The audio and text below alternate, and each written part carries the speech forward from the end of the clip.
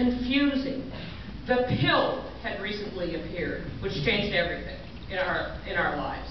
The draft was a source of daily angst, even franticness, because they were beginning to draft young men in graduate school as well.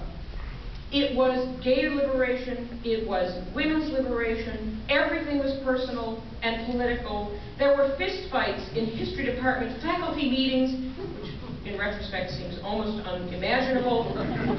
There were constant struggles amongst the students. Would we boycott classes, would we not boycott classes? There were major riots in Palo Alto, California. And I thought that's what graduate school was like. And I went off to Paris in 1970, where things were, trust me, equally intense. But before I get to that, I have skipped over two obviously incredibly formative influences, my mother and my father. I gave a negative impression of St. Paul, Minnesota. And in fact, my parents had a constant positive impact upon me. My mother had only a high school education, but it was actually she who led me to my subject. She had never been to Europe when I was growing up. She had never been to college. She did read, and she did know about the world, and more importantly, she was intensely involved in local politics. In fact, after I graduated from college, she held elected office for 20 years and has a state pension now as somebody who was both a city councilor of St. Paul and a county commissioner. And just as a sidebar, I would say, I would imagine I am the only person present whose mother has been the subject of a major segment on The Daily Show with Jon Stewart. And you can come and ask me about that later. That was very typical of my mother, because she hired Jesse Ventura's consultant for PR before she went on the program, having never seen it herself previously. Needless to say, my having told her under no circumstances was she to agree to do this, but my mother is a stubborn woman. My mother was intensely involved in local politics. I grew up with constant political meetings actually being held downstairs. The Urban League, the League of Women Voters. My mother was the president of the PTA, then she was the president of the League of Women Voters, and then she went on to hold elective office. I saw local politics all the time at home, and not surprisingly, my dissertation therefore was on local politics and why some people become revolutionary and some people don't at the key moment, 1789. For me, I picked two towns to study for my dissertation, Troyes and Reims, which were probably as close to St. Paul in the 18th century as you could come up with. My father was also a great influence on me because my father, for whatever reason, I never truly understood why this was true. My father believed that we, and I had two sisters, only no brothers, could do anything. That being female was no barrier.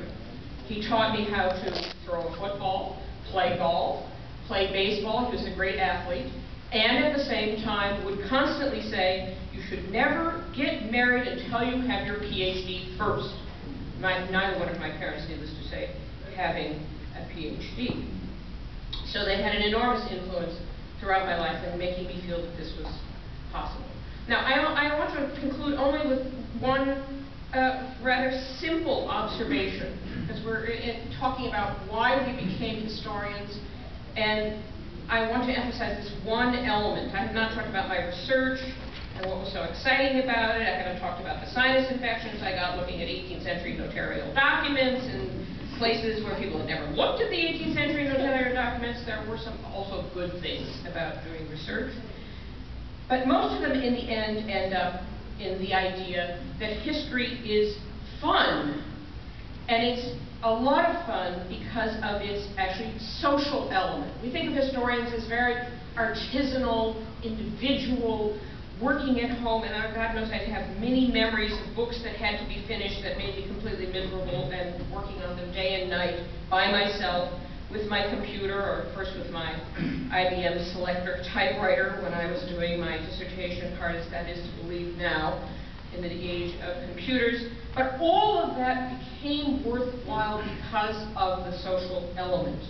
From grad school, one of the things I remember most, besides the incredible effervescence of the times, was going to Domino's Pizza with my fellow graduate students, pitchers of beer, pizzas, 10 o'clock at night after the library, talking about our lives and where we were going with things and why we were doing what we were doing. When I was doing my research in Paris, those cafes around the Bibliothèque Nationale where we all used to hang out, sometimes playing pinball before heading off to the library or after coming out of the library. As young assistant professors, when I was at Berkeley with Tom LaCour and Marty J., the lunches, the drinks, the dinners, the staying up late, talking about what was going to happen to us, what was it all about, what did it all mean. Even department meetings, however conflicted they have been, and I've usually hated them most of my life, nevertheless are moments where you get together and you really feel like you're grappling with each other's understanding of historical materials. And it is for this reason, it seems to me, that, for example, the AHA meetings are a really important moment in the year. For me, they are most important because I get a chance to see the people I know and meet people I don't yet know, and I have made very many important friends in the course of AHA meetings. I'm on the committee for the future of the AHA. You should give me your ideas about this. My current idea for the future of the AHA is there should be better parties. This is also why I think that we underestimate the importance of collaboration amongst historians. I have done a fair amount of collaboration in the writing of textbooks, in working with the American Social History Project or the CD-ROM project. I have written books with other people. Tony was kind enough to mention Telling the Truth About History. I'm now writing a book with 2 other people on an early 18th century engraver while spending a year at the Getty on a big collaborative project. We underestimate how much we learn from each other. And that's the note on which I want to end. It's an individual craft, but it's also a very, very social experience. Thank you.